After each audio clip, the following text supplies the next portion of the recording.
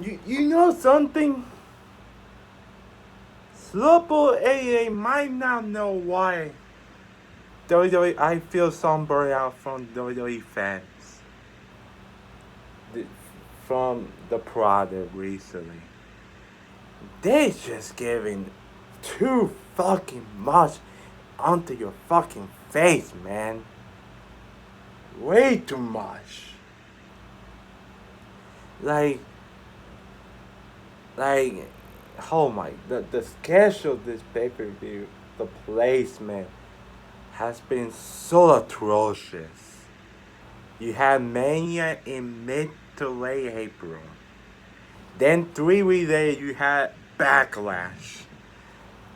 Then 2 weeks later, you had Saturday Night's main event. Then 2 weeks later, you had not only World Collide, but Money in the Bank. Then 3 weeks later, now you get this Night of Champions. Not to mention, you're gonna get a whole Saturday Night's main event, NXT, Great Makeup Bash, and then Evolution. Like, they just burn the fans out by giving so damn much to them. Like, come on, these people have lives outside wrestling. Like, come on. Like,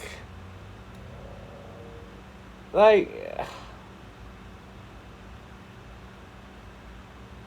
I can see why people will feel burned out watching WWE right now because, like, they're just drawing you shows like this in your face.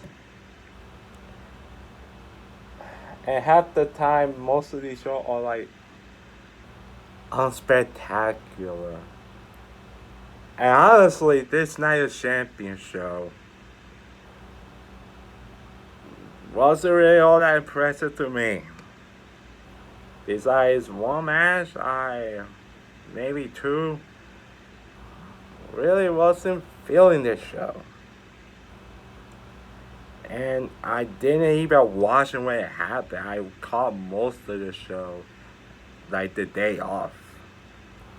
So yeah, so this is gonna be my review of Night of Champions. So maybe I take it along and oh, Mayfield it's gonna be that time again. You will see by the end of this show. But yeah. So Night of Champions start off with the finals of the Men's King of the Ring tournament. Cody Rhodes versus Randy Orton. Now this is one of the matches I've been looking for ever since Cody Rhodes came back to WWE 3 years ago. Like with all the history that these two guys have. And sorry that something happened. But yeah, so that happened, and what I kind of like hate that this is how we got to a Cody Rhodes Randy Orton match. Like this is how we got like the finals of the King of the Ring tournament. So there is that. This was still a really good match. Like it really had a kind of a big fight feel to the door, like the opening. The fans were eating this up, like the opener, like they loved both guys. Randy Orton and Cody Rhodes specifically, like they adore those guys immensely in Saudi, and it was really fun to see. And I like it's an interesting match. Like Cody Rhodes working most of the match as a quasi heel, talking Randy Orton's back, and Randy Orton is just a low key underrated seller. Like I don't think people give Randy Orton too much credit enough for how much he sells for his opponent and his back the way that he sells his injury back, like he makes you believe he's in a world of pain, and that comes through when you feel it when you watching him selling. Like that, that's again tremendous piece of business, and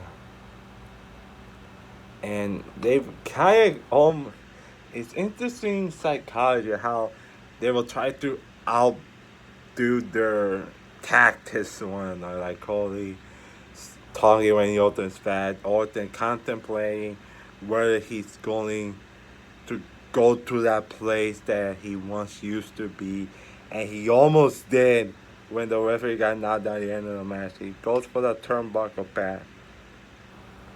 He goes for the RKO, and then Cody throws Orton into the exposed turnbuckle pad and hits the crossroads for the 1, 2, 3. And Cody rolls ring, and he advances to SummerSlam to challenge for the undisputed WWE title.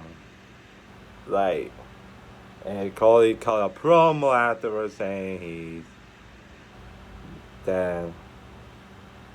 a quarterback and he's going to watch an event, and at SummerSlam he's going to get the ball back. Stand-up promo by him, but yeah, really. And I think this match pretty much set up the entire antithesis of the Randy Orton Cody Rhodes feud. Like, I think this is kind of the start. Like, especially when you look at Randy's face afterward, he was seething, but didn't say it out loud to Cody. But it kind of made his attention someone know. And I think, like, once you get to a proper build and a proper dynamic heel face between Randy and Cody, I think the next match will be just as good as this one. As is, this was a really fun, it was a great match between both Randy and Cody. Like, I was into it. Next is next one is a street fight between Rhea Ripley versus Raquel Rodriguez. A pleasant surprise, I must admit. I wasn't expecting too much, but like Raquel really stepped up in this. Like this is a PLE spot against one of the biggest female star, probably the biggest female star in the entire company, and she really turned up a notch for this match. And this kind of match fits Raquel, where she can show her aggressive and ruthless side of her, and it plays her and it fits her like a glove. And you can kind of see how she was dismantling Rhea with candlesticks and stuff. That was really good showing by Raquel. Maybe my favorite showing of Raquel on the main roster. And I do think while the Ross and Perez interference was kind of pointless, she really didn't play much of a factor other than just being there randomly. Like, poor girl have to go all flight away through Saudi just for this spot where she got sandwiched in a trash can by Rhea Ripley. Like, although the spot looked cool, but I don't think needed that much shenanigans. Just let Rhea Raquel fight. All you needed to do. But other than that, this was a pretty good match. And Rhea got the victory. And with that, the next night she was chosen by Io Sky. will have a women's world title match at Evolution. So yeah, so very good match, very good. And unfortunately, this is where kind of my peak interest of the show kind of dwindled. Like this is when it kind of dipped. You got Sami Zayn versus Karrion Kross in the most. Let's get Sami Zayn on a pay per view in Saudi Arabia as much as you can. So let's just throw him out. And since he's in an assistant feud with Karrion Kross, let's give Karrion a ball here. That's really what it was. I mean, and and first off, I don't know what people's thing was over the entire rebuild prior. How Karrion doesn't take bumps. And I feel like Karrion was really on red due for this because he took a lot of back bumps in this. He took a lot of them in this match. So I don't know what was the fuss. So you got a guy like a Karrion Kross who is a great promo. Like go watch his WrestleMania 41 post show interview he gave. That was one of the best promos this year I seen. And because he showed really great fire and great energy behind. So you got all of that. I feel like with all the momentum he's been building since, he needed to have a really good showing here. While I don't think he completely stink out the place, I don't think he was doing so much exciting in the ring. He it's like all what he was doing wasn't that exciting. And I don't know how much he can go from here other than just stay being on TV and stay being prominent in storylines.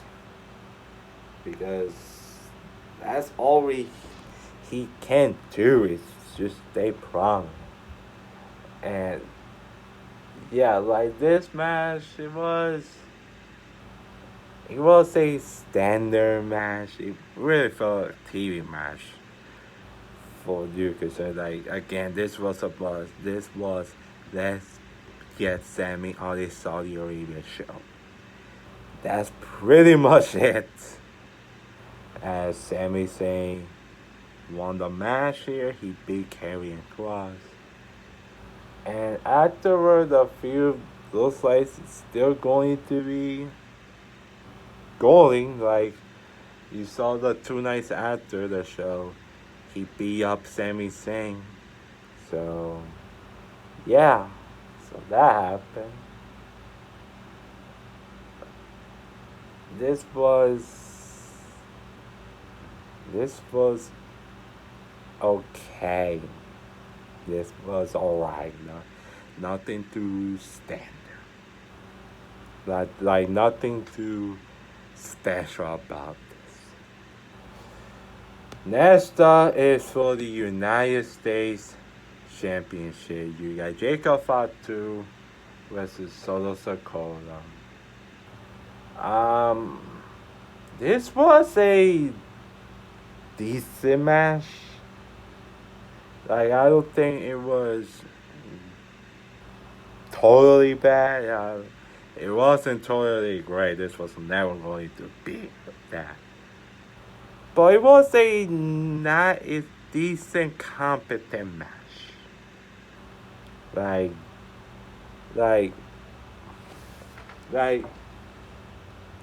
these were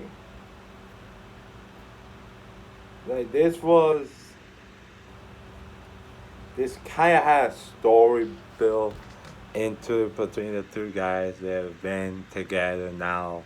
They're fighting one over a title. So it has some use to it, even though if it wasn't that much. So yeah, and I will say this is kind of the only match on the show where the interferences really warranted, unlike the main event.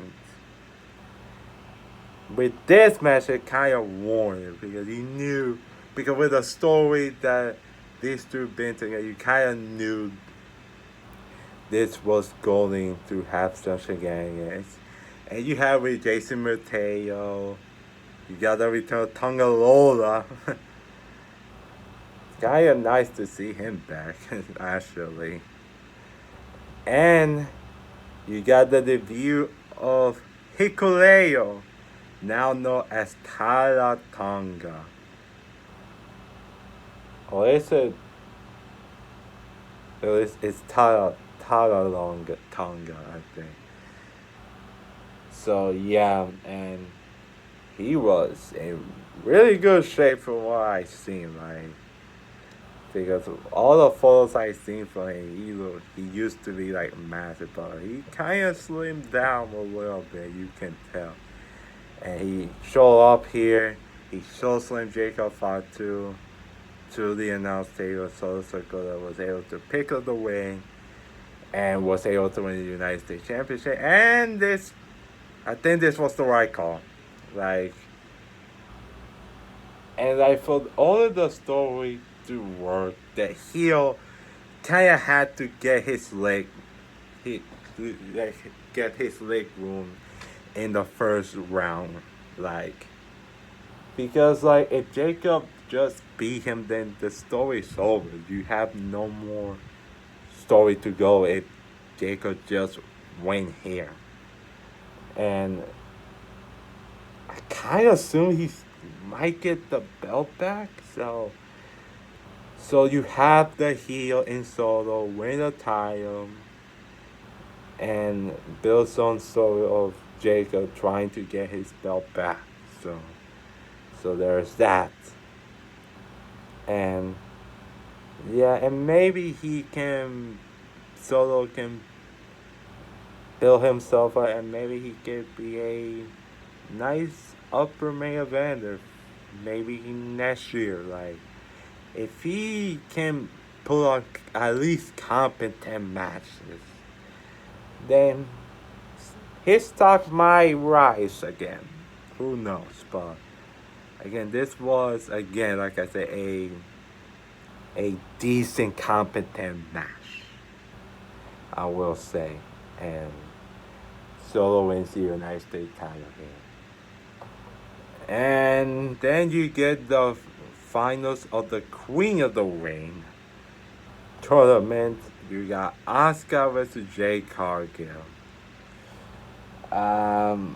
This is what I kind of wanted Roxanne to. I kind of wish it would have been Roxanne versus Jade Cargill. Excuse me, Roxanne Perez versus Asuka. I think that would have been much better finals than this. I think Asuka Jade Cargill is such a mismatch to me. Like this kind of feels to me like a clash of styles. Like their wrestling style really don't match well. And yeah, this was pretty sloppy for what I saw. And I feel like they were, and you can just see and tell that it ended abruptly because they were trying to do some stuff and then it was over. Jay Cargill hit her finisher, and she kind of botched the pin when you look. Like she struggled to hook Asuka for the leg for the pin. It looked really bad, and I don't know, like Jade Cargill as a potential women's champion doesn't move me in the slightest. Like, of course she's a star and she looks like a star, but I haven't really been impressed for a good while by her this run in WWE. Like, I don't think she's any better than when she was just doing squash matches in AEW. And yeah, like they all I will say like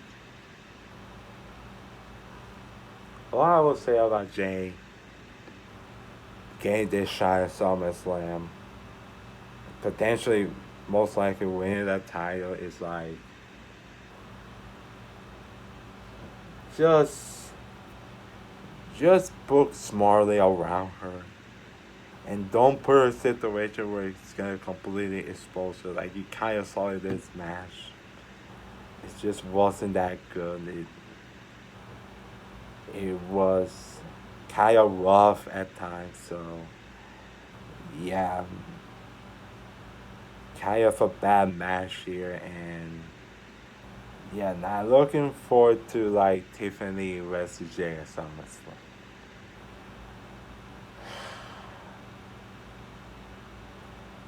Then you get the main event. John Cena, CM Punk for the undisputed WWE Championship.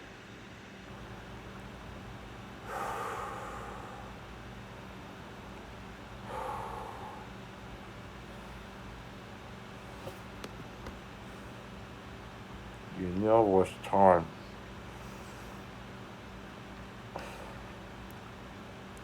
You know. I said I had enough. Well, you will know why.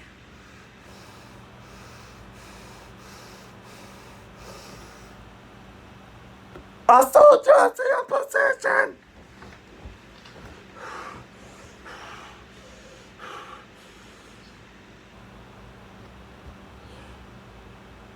I don't know why, but these two guys in the ring, I don't know what people fucking expected. These two guys are never gonna be as good as they once fucking were. And while I did hate the match completely, like, for fuck's sake, they went to the finishers, man. Like, fucking 10 minutes of this fucking match. Like, holy shit. Don't fucking see it goes for the ending. Like, I swear. Like, fucking 8 minutes in the match, he goes to the fucking minute right too fucking fast. Like, what the fuck? And well, I didn't hate completely the first after this match, but holy fucking shit. He had to throw so fucking much in the fucking game to try to hide the fact that John fucking Cena can fucking wrestle 2025! Like, holy shit! You got Seth Rollins and the two bronze in the ring. Then you have fucking Penta, Sami Zayn all in the ring, like, just Penta just walking nowhere near the fucking ring. To not even the fucking ring. They just fucking brawl. Like, oh! And then you have all John and Seth face to face in the fucking ring. And then you have CM Punk almost killing fucking himself. Doing a suicide to the two bronze and the table spot was completely fucking botched. Then you get to the actual fucking ending with Cena doing the same shit they did the Sheamus to Cody, but then Punk was ready for it. Then Seth just fucking curb stopped Punk, and Cena just threw Rollins out of the ring and pins Punk. Like, what the fuck was that? Why do you need all the fucking constant fucking interference shit? This was fucking Bloodline was on fucking steroids. Like, what are you doing? Now you're gonna fucking have Punk and Roddy, but Punk just started teasing this with fucking Gunther. And then you're gonna have fucking Cody Rhodes and Cena again. Again. They're WrestleMania, but they fucking end well with the fucking crowd. And you expect them to get another fucking before pay-per-view main event out of these two fucking guys. Ugh. So fuck that. Fuck this finish. And fuck John Cena.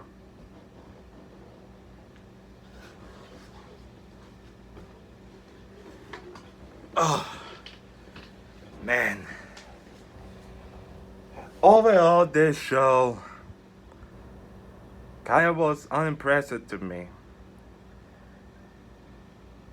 Like, you had two really good matches. One, probably my favorite match of the night, Cody Rhodes, very good street fight, Raquel and Rhea. But overall, this show was average at best, while the main event, while it was kind of decent, the finisher span way on way too fucking fast here, and the overbookedness of it just like when you do stuff like that, it just tells how much Cena doesn't trust himself to do the things he can do, and they're really not trusting Cena. And like I said, I think doing this shit like this with Cena main events has really hold this company back this year, bar none. And I feel I have another rant about John Cena soon, so you may want to stay tuned for that. But Night of Champions really wasn't a good show in my opinion. This was pretty meh to me. So there's that for my Night of Champions review. Like this video if you haven't subscribed. Tell me what you thought about Night of Champions in the comment section below. As always, I'm Jason Maenius, and I approve this message.